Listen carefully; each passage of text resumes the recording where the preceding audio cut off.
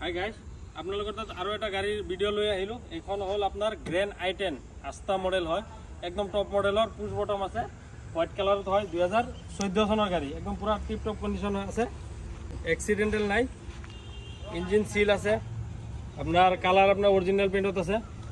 ঘূৰি দেখাই দিয়া, পুছ বটম আছে, এইফালে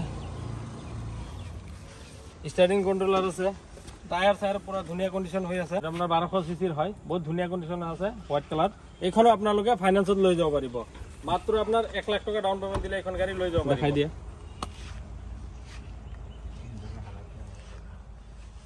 বহুত ধুনীয়া কণ্ডিশ্যন হৈ আছে, একদম ভিতৰতো ইণ্টেৰিয়ৰ বহুত ধুনীয়া হৈ আছে।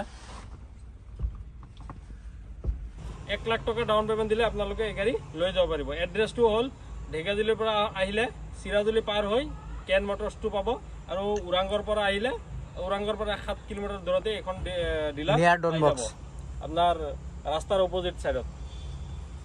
আপোনালোকে ফোন কৰিব, ঠিক আছে।